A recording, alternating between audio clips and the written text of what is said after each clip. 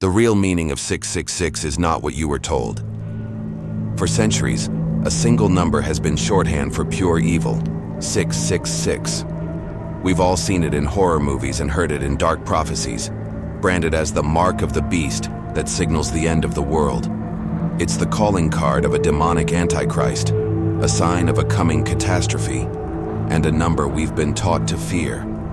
But what if the popular story is completely wrong? The Bible itself gives us a massive clue that most people just skim over.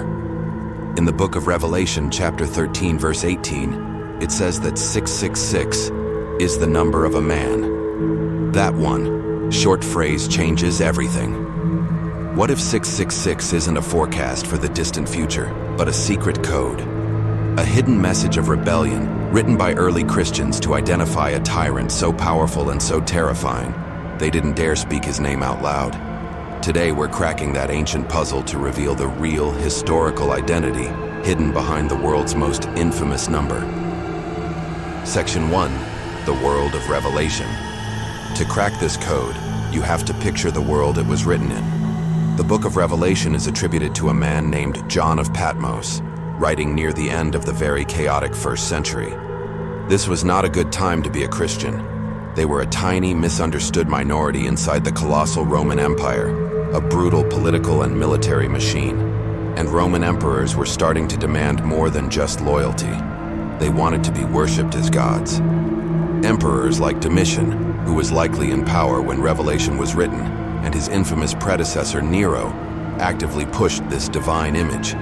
They had temples built in their honor, and Roman citizens were expected to offer sacrifices to Caesar as a god.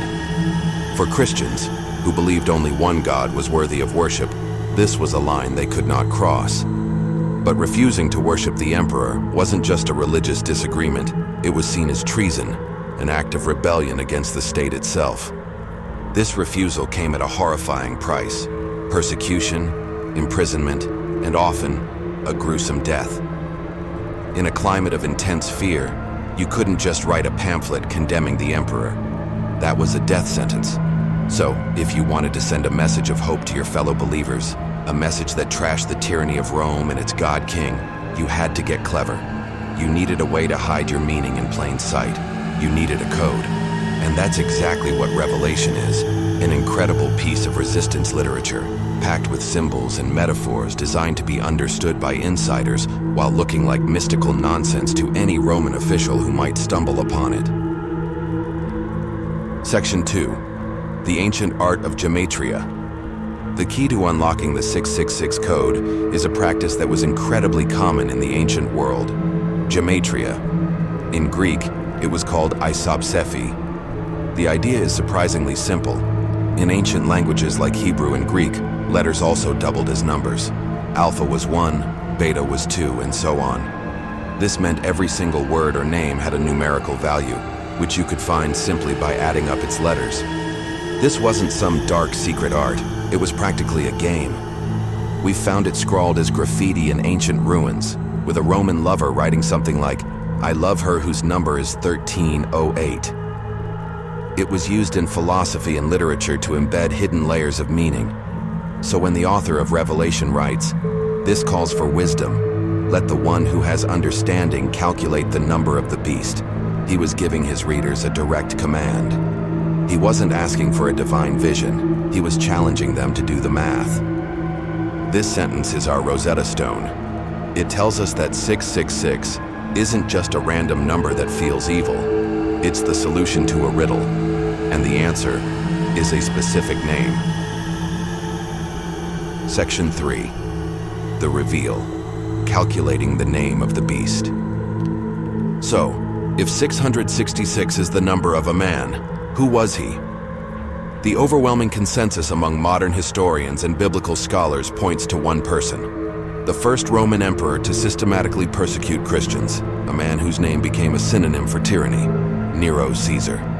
Here's where it gets brilliant. The author of Revelation, John, was writing in Greek, but for his most important code, he used Hebrew gematria.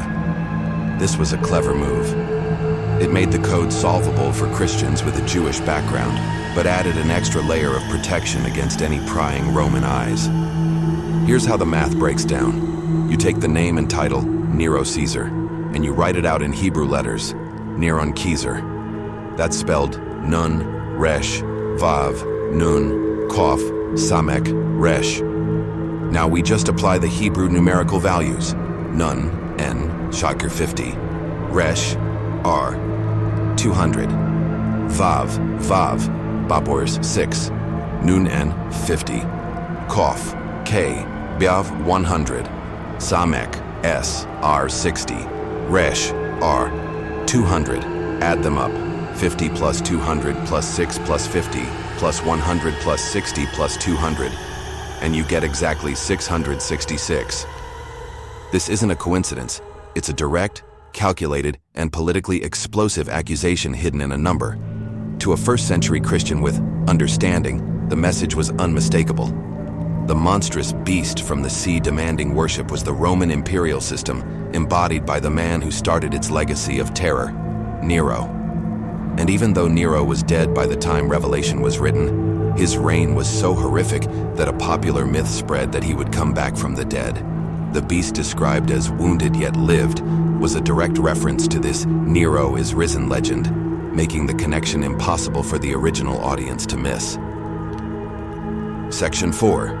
The Corroborating Evidence, 616. For a long time, the Nero theory was incredibly strong on its own. But what truly sealed the deal was the discovery of some of our oldest manuscripts of Revelation. While most copies have the number 666, a few of the earliest ones, like the fragment known as Papyrus 115, list a different number, 616.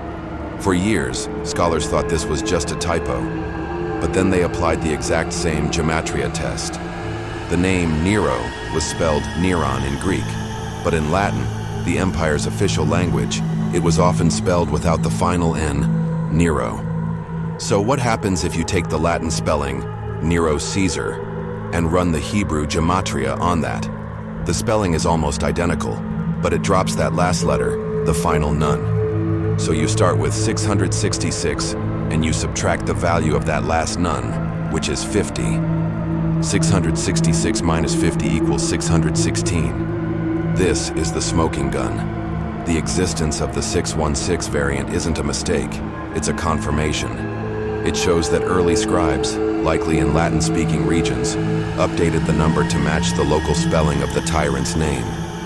It was a localized patch to ensure that no matter how you spelled it, everyone knew exactly who the beast was. Both numbers point to the very same man. This is just one example of how looking at the real history can completely change our understanding of ancient texts.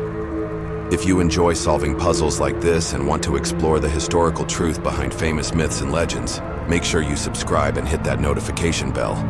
And let me know in the comments what other historical mysteries you want to see us tackle next. Conclusion. So what is the real meaning of 666? It's not a magical number or a prophecy about a demon in our future. It's a fiery piece of political protest. It's a mark that identifies allegiance not to some supernatural monster, but to the oppressive Roman system that demanded total worship. The famous line about not being able to buy or sell without the mark was likely a direct reference to needing official certificates proving you had sacrificed to Caesar, which Christians were economically and physically punished for refusing. Now, while some people today still interpret the number as a symbol for a future Antichrist, the historical evidence for it being a code for Nero is overwhelming. In biblical thinking, the number 7 often represents divine perfection. 6, therefore, is the number of humanity, always falling short of perfection. So, tripling it to 666 creates a symbol for the ultimate in human arrogance, an emperor declaring himself God. For 2,000 years, 666 has been ripped out of its original context and turned into a pop culture horror trope. But for the people who first read it, the number wasn't about the future. It was about their present. It was their secret way of pointing a finger at the man on a throne in Rome and calling him out for what he was. Not a god, but a beast.